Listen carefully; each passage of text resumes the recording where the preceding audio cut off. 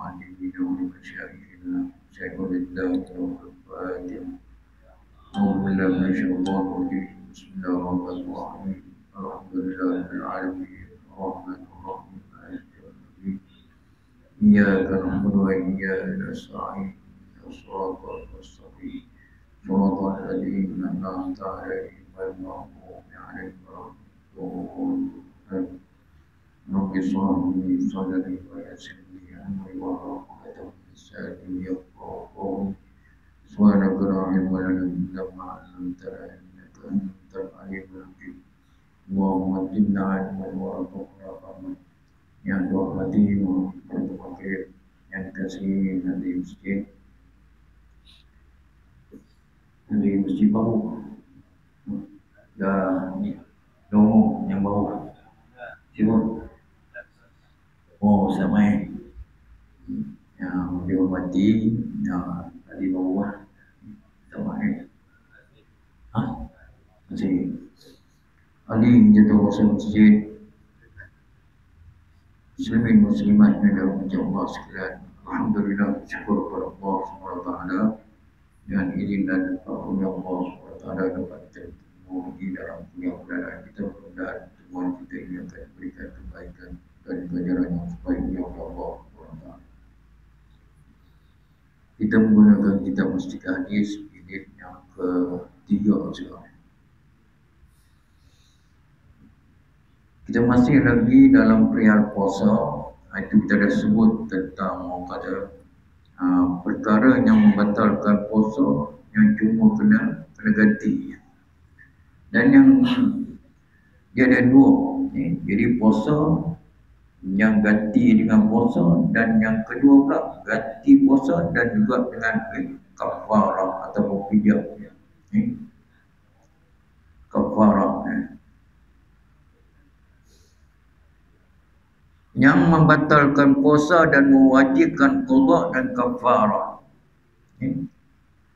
Bahagian kedua pula ialah perkara yang membatalkan puasa dan diwajibkan mengqada serta dikenakan membayar kafarah. Ini bahasa Arab, dalam bahasa Melayu kita dan denda. Siapa dia yang kena qada sekali dengan kafarah ni, iaitu orang yang berpuasa yang bersetubuh dengan sengaja. Bila pada waktu siang lah, kita puasa siang pada siang hari dalam bulan Ramadan. Jadi ingat kan, dalam bulan Ramadan. Jadi dia kena ganti dan juga kena bayar dan denda. Orang yang tergamak melakukan yang demikian, ini dia sengaja. Orang kata bersetubuh dengan sengaja. Kalau tak sengaja agak. Ada yang tak sengaja? Ada. Tidur tak tahu orang. Dia boleh lah. Orang yang tergamak melakukan yang demikian iaitu bersetubuh dengan sengaja ni pada waktu siang hari bulan Ramadan dikenakan hukuman yang berat. Seperti yang diterangkan dalam hadis yang berikut kita. Hadis yang ke-31 an Abi Hurairah radhiyallahu anhu. Qal bainama nahnu julusun 'inda an-nabi sallallahu alaihi wasallam iz ja'ahu rajulun faqala ya Rasulullah halaktu. Qala ma laka? Qala waqa'tu ala imra'ati wa ana sha'ib. Faqala Rasulullah sallallahu alaihi wasallam hal tajidu raqabatan tu'tiquha? Qala la. Qala fa hal tastati'u an tasuma shahrayn mutatabi'ain? Qala la. Faqala fahal tajidu it'ama sittina miskinan? Qala la.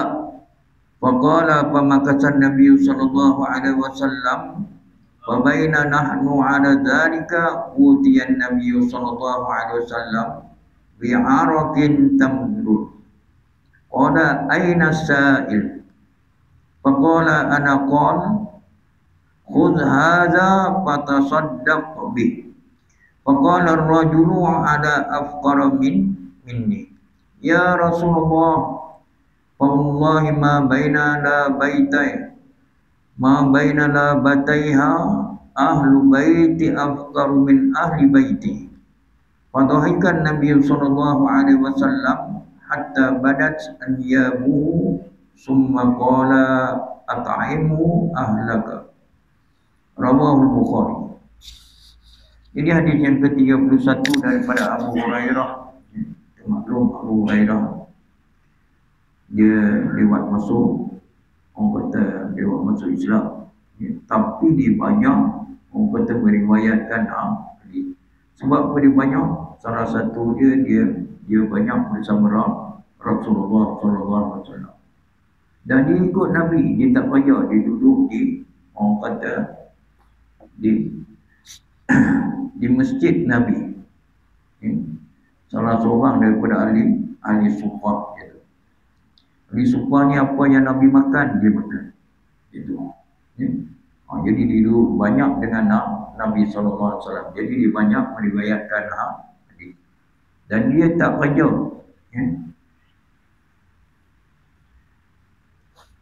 Dia yang lain dia banyak kerja. Bertani dan sebagainya, tetapi Abu Hurairah tak banyak mengikut Nabi sallallahu alaihi wasallam. Dan juga dia didoakan oleh Rasulullah sallallahu alaihi wasallam.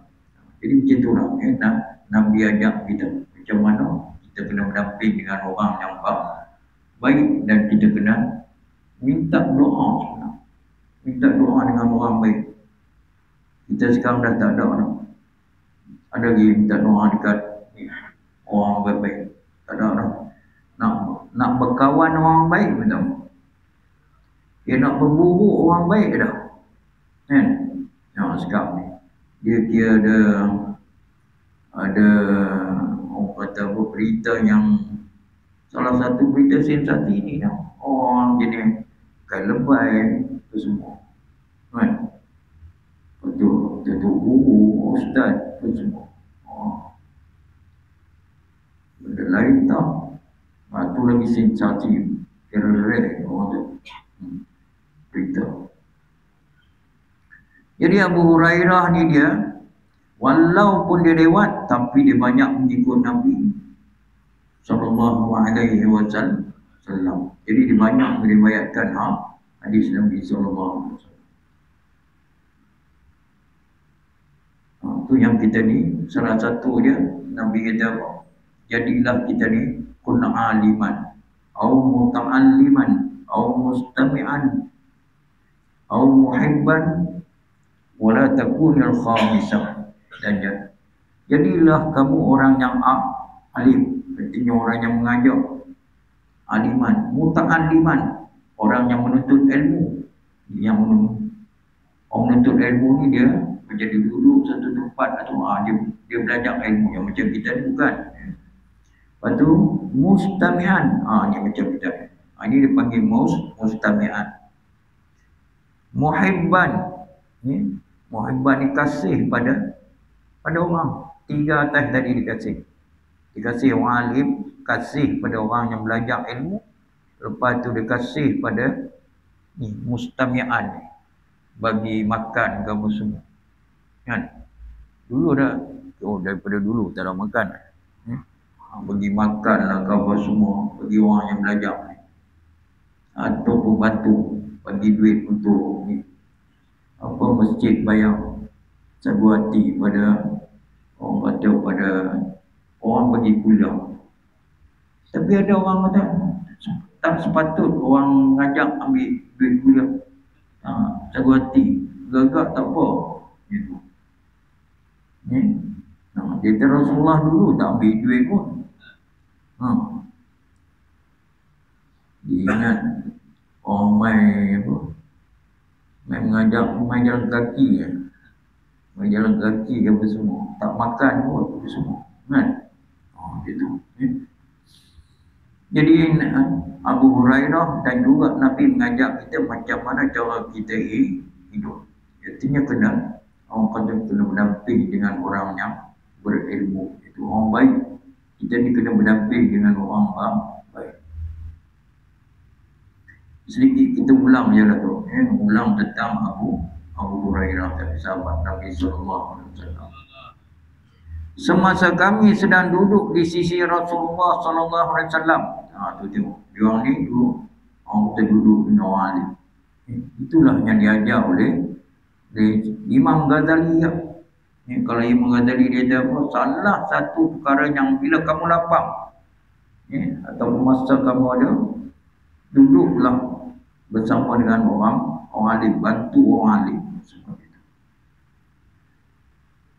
Tiba-tiba datang seorang lelaki lalu berkata, "Ya Rasulullah, saya telah binasa." Maksud dia apa telah binasa ni? Dia tolong selamatkan saya. Baginda bertanya, "Apa halmu?" Dia menerangkan, "Saya telah bersetubuh dengan isteri saya semasa saya sedang berpuasa." Lalu Rasulullah SAW bertanya lagi, "Adakah engkau mempunyai seorang hamba abdi untuk engkau merdekakannya?" Jadi Nabi bertanya, "Ada hamba abdi?" Dulu ada lagi, zaman Nabi ada lagi. Kita dah tak ada. Tapi jadi hamba abdi tetap ada lagi. Dia berkata tak ada. Dia berkata tiada. Baginda bertanya lagi, "Sanggupkah engkau berpuasa 2 bulan berturut-turut?" Jadi Nabi kata, kalau kau tak mampu nak merdekakan hamba, kau tak ada hamba, kau sanggup tak puasa 2 bulan berturut-turut? Dia tak boleh selap. Hari ini puasa, esok lusa tak. Baginda bertanya lagi, "Sanggupkah engkau berpuasa 2 bulan berturut-turut?" Dia berkata, "Saya tak sanggup." Lalu baginda bertanya lagi, "Mampukah engkau memberi makan 60 orang miskin?" 60 orang miskin mampu bagi makan. Dia berkata, "Tidak mampu." 60 orang miskin pun tak mampu.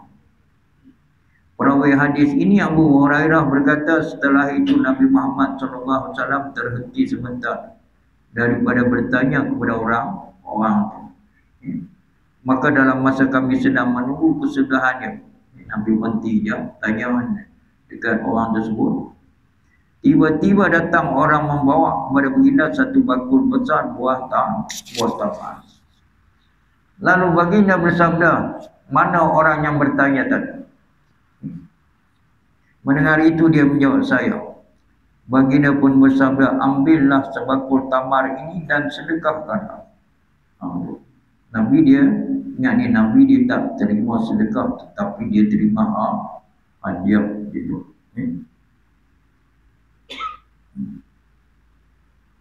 Lelaki itu berkata, "Tuan menyuruh saya sedekahkan tamar ini kepada orang yang lebih miskin daripada saya."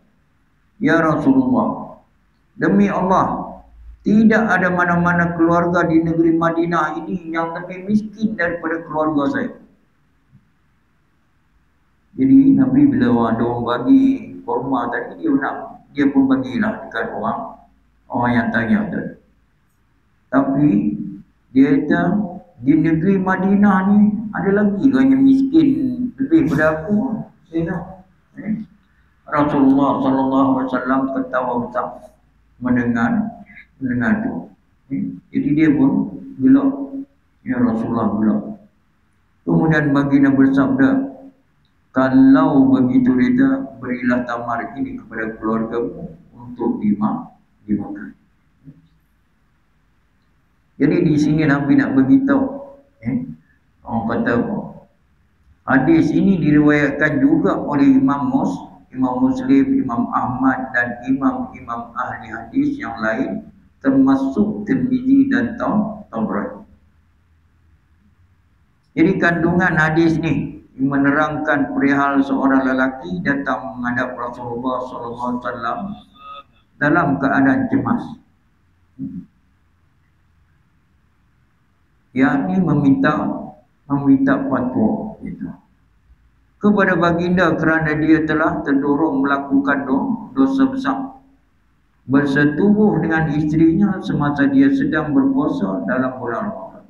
Ini pun ajak kita macam mana bila kita orang kata melakukan suatu perkara yang kita tak tahu ataupun kita tak ada ilmu dalam perkara tersebut, tanya pada orang yang alim. Fas'alu ahla zikri in kuntum la ta'lamun. Tanyalah orang yang mengetahui in kuntum la ta'lamun. Jangan kita memandai. Baginda pun menerangkan hukum syarak mengenai bersetubuh dengan isterinya semasa dia sedang berpuasa dalam bulan Ramadan.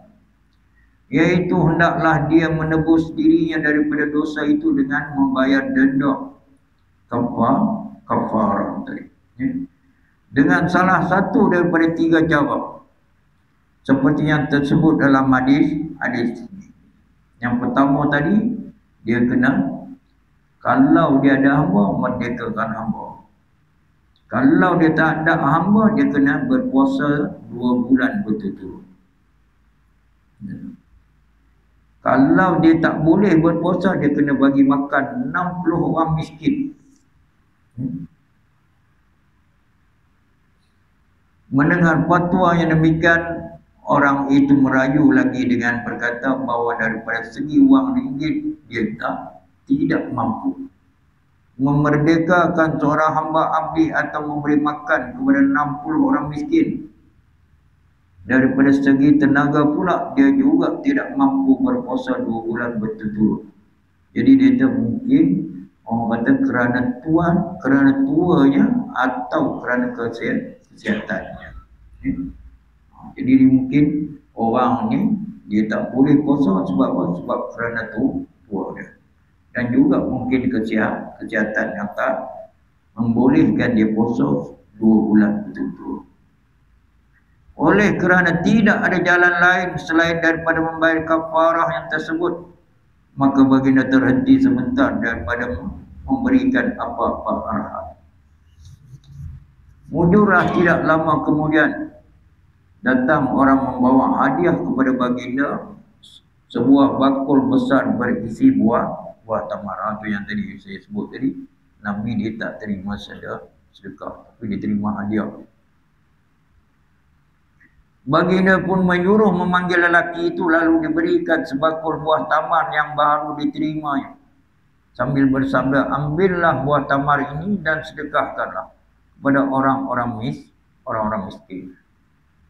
Oleh kerana keadaan hidupnya yang sangat-sangat mendesak, maka sebaik-baik saya dia mendengar Rasulullah SAW menyuruhnya bersedekah dengan tamar itu kepada orang-orang miskin.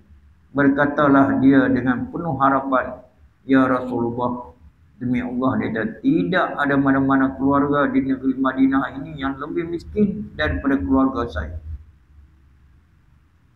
Ketawa besar baginda mendengarnya. Nabi pun belum. Melihatkan telatah orang itu menceritakan kisah dirinya dengan cara yang berterus terang dan berkesan. Dia tak malu, dia beritahu. Lalu bersabda, kalau begitu Nabi kata, berilah buah tamar itu kepada keluargamu untuk dimakan. Tak kedua. Untung. Meskipun dalam hadis ini tidak diterangkan tentang denda, kafarah itu wajib dibayar apabila ia mampu ke. Walaupun dalam hadis ini tak, orang kata tidak diterangkan tentang denda kafarah itu. Wajib dibayar apabila ia mampu pula. Tetapi berdasarkan keterangan-keterangan yang lain, alim ulama, walaupun dia tak wajib, Nabi tak bagi tahu sini wajib semua kan. Alim ulama rahimahumullah menghuraikan hukum. Orang yang berpuasa, yang bersetubuh dengan sengaja pada waktu siang dalam bulan Ramadan seperti berikut. selain daripada diwajibkan mengqada puasa dia kena ganti. Hari itu dia kena ganti puasa. Hendaklah ia memerdekakan seorang hamba abdi. Jika tidak mampu, dia tak mampu nak merdekakan hamba abdi, hendaklah ia berpuasa 2 bulan berturut-turut. Jika tidak terdaya melakukannya, dia puasa 2 bulan berturut tak mampu, hendaklah ia memberi makan 60 orang miskin. Jika ia tidak mampu juga memberi makan 60 orang miskin, 3 tadi pun tak mampu, maka ia tidak terlepas daripada menanggung kafarah itu dan ia diwajibkan membayarnya apabila dia mampu pula. Jadi kalau sampai merdekakan hamba, kita dah memang tak ada sekarang ni. Yang kedua, dia kena, orang kata, kena berpuasa 2 bulan berturut-turut. Dia tak mampu tak, dia kena bagi makan 60 orang miskin. Kalau tak mampu tak, sampai dia ada kemampuan untuk melaksanakan 3 perkara tadi. Salah satu daripada 3 perkara tadi. Itu yang kata agama ni tak boleh main. Agama tak boleh main. Sekarang ni orang main agama. Ikut dia rasa je lah. Hati-hati. Jangan. Perkara agama tak boleh main.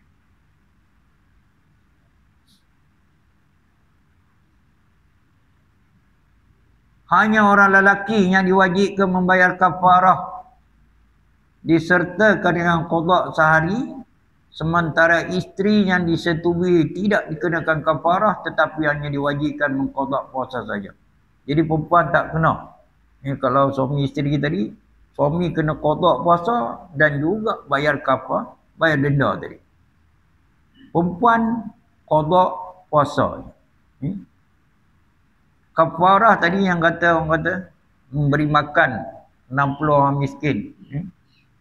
Seorang tu orang kata lebih kurang dalam diikut kadar beras. Ini kadar kita bayar zakat tu. Zakat kita sekarang berapa? RM7.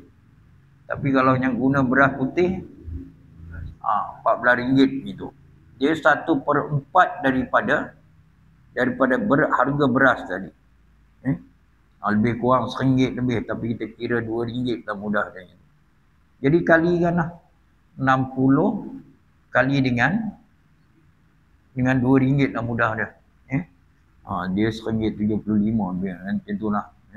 Ataupun RM1 berapa. Tapi tebus RM2 dah mudah. Jadi satu cupak biasa ni kita bagi dengan orang kata satu orang miskin tu,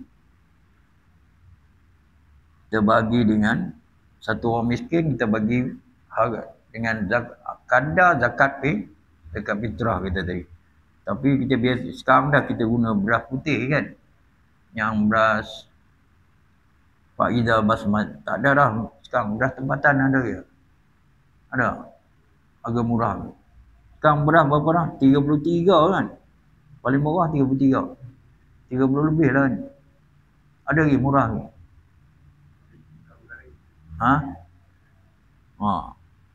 Jadi siapa makan beras putih dalam 33, bagilah 1/4 tadi. Jadi kadang orang kata denda dia gitu, kafarah dia tadi. Jadi lelaki kena dua. Dia kena bayar denda dengan qada puasa. Tapi perempuan dia bayar, dia qada puasa je. Menjaga diri daripada melakukan perkara-perkara yang merosakkan pahala puasa. Ini memang kena jaga.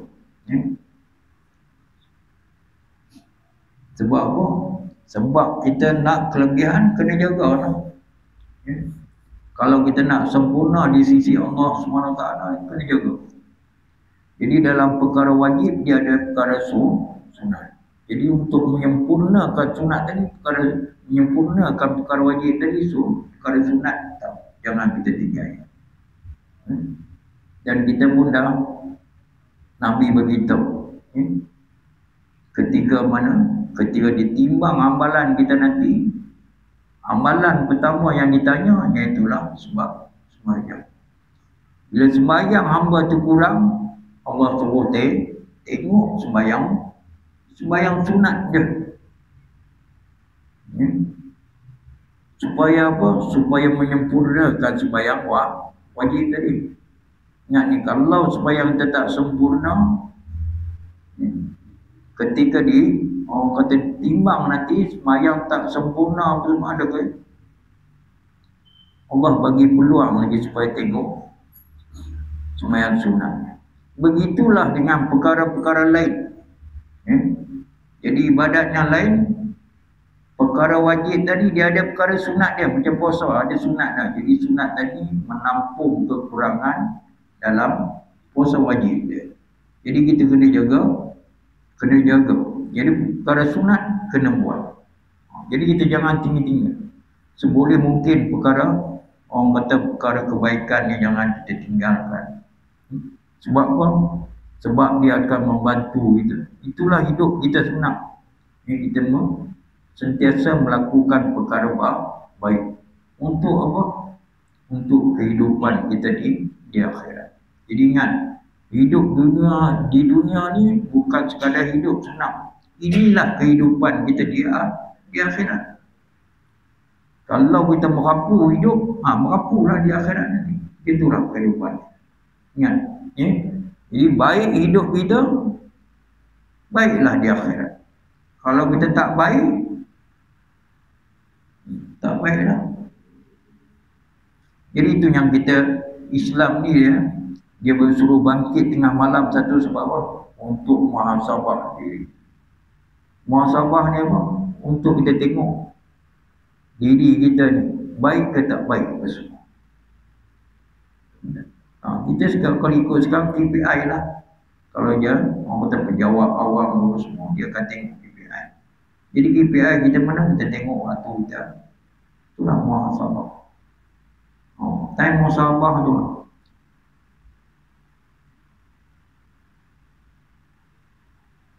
Ulama tu, sahabat dia sampai dia pukul anggota badan dan yang mana melakukan benda tak baik. Kita bangkit tengah malam payah kan? Bukan senang bangkit tengah malam. Tengok bola dah tu. Tengok bola Champion League. Bergunci. Cuba kita cuba kata apa? Cubalah bangkit tengah malam. Yang mulai ni seboleh mungkin. Siapa yang nak, orang kata nak kemuliaan di sisi Allah SWT, bangkitlah tengah malam. Dan juga waktu tengah malam ni waktu yang mustajab. 1/3 malam. Orang kata waktu mustajab doa. Kita sebenarnya kena cari waktu mustajab tadi, masa sembahyang tadi. Sembahyang Jumaat ni orang disebutkan ulama daripada masuk waktu Jumaat sampai akhir Jumaat. Ada yang kata antara dua khutbah. Adalah waktu Jumaat.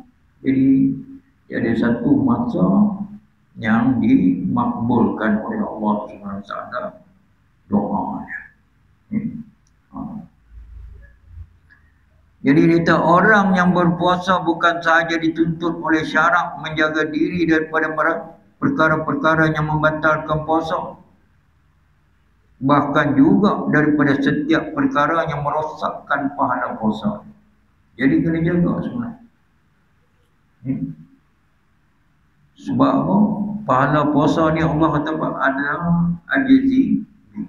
Saya yang bagi pahala dekatnya. Biasa ada pahala kalau buat ni banyak, pahala ni banyak. Puasa ni Allah bagi. Ini diterangkan dalam hadis yang berikut ni. Hadis yang ke-32 an Abi Hurairah radhiyallahu anhu. Anna Nabiy sallallahu alaihi wasallam qala idza kana yaumu shaumi ahadikum fala yarfas yauma idzin wala yaskhab fa in syatamahu ahadun aw qatalahu falyaqul inni mur'un sha'im. Rawahu al-Bukhari, daripada Abu Hurairah radhiyallahu anhu. Tadi pun daripada Abu Hurairah, ini pun daripada Abu Hurairah. Bahawa Nabi Muhammad sallallahu alaihi wasallam bersabda, apabila seseorang daripada kamu sedang berpuasa. Kita dah tak lama dah. Sekarang Jamadil Akhir. Jamadil Akhir, Rejab, Syakban.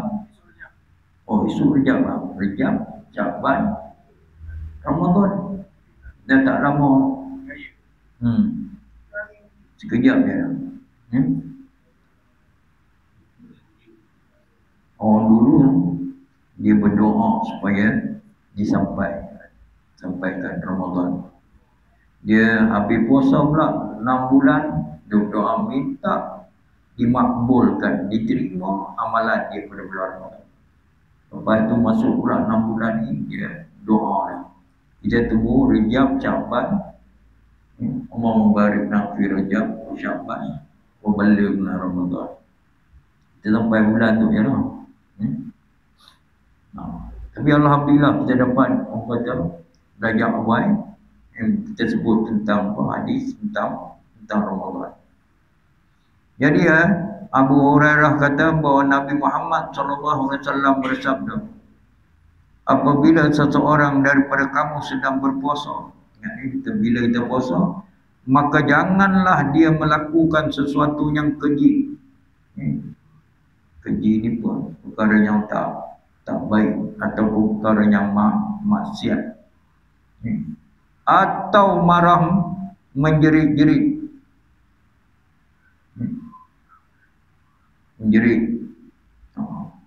Jerit ni dia tak berapa nak baik dah sebenar. Kalau ada orang menghamunnya atau mengejeknya atau mengajak berkelahi, ada orang pergi hamun dia, maki hamun atau ajak gaduh. Kadang kita bukan boleh sikit kena sentuh. Jadi sentuh sikit dia nak berkelahi. Tapi dia ada, kalau ada orang maki ataupun ajak gaduh, maka hendaklah dia bersabar sambil berkata dalam hati atau dengan berterus terang. Jadi kalau kita tengah puasa je tu, orang ajak kita bergaduh, maki hamun ni tak. Jadi kita kena bersabar. Orang yang berpuasa tadi kena sabar sambil kata dalam hati dia ataupun terus terang, aku ini sedang berpuasa. Beritahu siapa ajak kita, ajak kita bergaduh. Kalau kecil, kalau ajak gaduh, kuihnya nak lempaknya lah. Cuma besar, kalau besar tak apa, boleh sabar kan? Tak panik. Tapi kalau kecil, panik lah.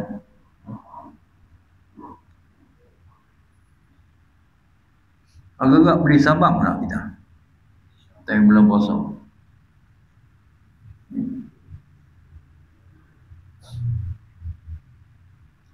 Tapi insyaAllah kita boleh sabar. Kalau nak pahala lebih, jadi bersabar. Hadis sahih riwayat Bukhari. Jadi tujuan seseorang muslim dan muslimah diwajibkan oleh Allah Ta'ala berpuasa dalam bulan Ramadan ialah untuk apa? Untuk mendidik sehingga dia dapat mencapai derajat takwa seperti yang ditegaskan dalam Al-Quran. Ya ayyuhalladzina amanu kutiba alaikumussyam kama kutiba alal ladzina min qablikum la'allakum tattaqun. Jadi saya dah sebut bila kata la'alla tu insya-Allah akan dapat. Kalau laita takkan dapat. Orang kata jenis perangai. berangan nak kahwin tu payah. Ataupun saya pun dia tak ada. Dia tadi panggil laita litamani. Kalau la litaraji itu. Jadi Allah bila dia datang kalau Allah makna takwa tadi insya-Allah kita akan dapat.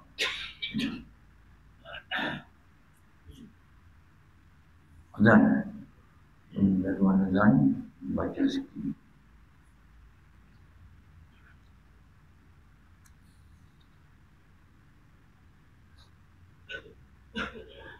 Jadi tujuan puasa tadi apa tadi? Iaitulah la'allakum tattaqun. Sedang maksud takwa ialah mengerjakan apa yang disuruh, yang wajib dan yang sunat, dan mencegah diri daripada segala yang dilarang, yang haram dan yang makruh. Jadi takwa ni buat apa yang perintah oleh Allah SWT dan menjauhkan diri kita daripada perkara yang dilarang. Macam mana kita nak tahu ni? Dengan mengaji lah. Kalau tak mengaji tak tahu. Jadi itu yang kita ni dituntut untuk mengaji. Kita wajib talabul ilmi faridatun ala kulli muslim. Menuntut ilmu itu wajib atas tiap orang muslim, sama ada lelaki ataupun perempuan. Sampai bila? Sampai mati. Kalau kita tak tahu hukum Tuhan, selagi itulah wajib kita belajar. Sebab itu puasa. Itu yang kita ada. Orang kata fardu ain tu. Fardu ain kena tahu. Fardu ain ni kita sendiri kena buat. Fardu kifayah ni orang lain buat, kita dah selesai. Macam kita sembahyang jemaah. Kita dah bantu orang lain yang tak main, kita dah selesaikan. Sebab tu orang lain yang tak main tadi ucap terima kasih kita. Jadi kita melaksanakan fardu kifayah. Sembahyang wajib, tapi berjemaah tu adalah fardu kifayah. Fardu kifayah. Dia bukan setakat sembahyang, kata sembahyang mayat dia fardu kifayah.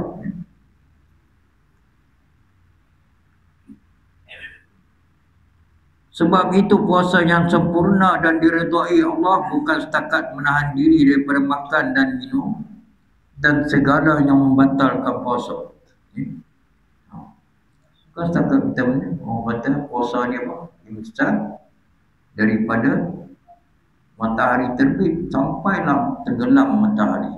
Menahan diri daripada makan dan minum daripada terbit matahari sampai tenggelam matahari.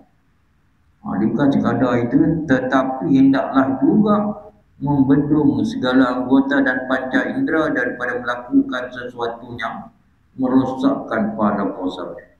Mana dia, iaitu lidah, daripada menuturkan kata nista, umpat keji, berdusta dan sebagainya. Lidah, orang kata lidah berjabak. Kita sekarang ni lagi boleh bercakap di akhirat dan kita tak boleh nak menipu lah. Lidah beritahu, lidah saya ni lah sebut benda-benda tak baik. Kita dah biasa lah kita sebut benda tak baik. Mata daripada melihat segala yang dilarang syarak. Tengok pergi kerja, tengok lah. Naik motor, naik kereta, tengok situ. Telinga daripada mendengar segala yang ditegak syarak. Syaraknya agama lah, hukum. Telinga kena jaga, lidah kena jaga, mata kena jaga, telinga kena jaga. Tangan dan kaki daripada melakukan segala yang dimurkai Allah Azza wa Jalla. Jadi puasa bukan sekadar kita orang kata menahan diri daripada makan dan minum tadi, tetapi kena jaga panca indera yang lain. Supaya apa? Supaya tidak merosakkan pahala puasa. Tak lama. Nanti bulan Rejab mula puasa, berlatih puasa. Kita dah berlatih senang. Mana? Yaumul Isnin dan juga Yaumul Khamis. Lepas tu kita puasa lagi Yaumul Bid. 13, 14, 15 ni kita. Hari ni dah berapa? 28. Jadi puasa. Belajar puasa. Tidak pun kita buka ni. Kita buat masjid boleh buat senang. Buka puasa. Bawa makanan sendiri. Kalau masjid sedia mungkin boleh kita tambah kita tengah nak bina masjid. Jadi suruh bawa makanan sendiri. Buka puasa. Bila? Hari Senin nanti. Hari Jumaat. Sabtu, Ahad, Senin. Pakat mai buka puasa dekat dekat masjid. Senin. Lepas tu Khamis.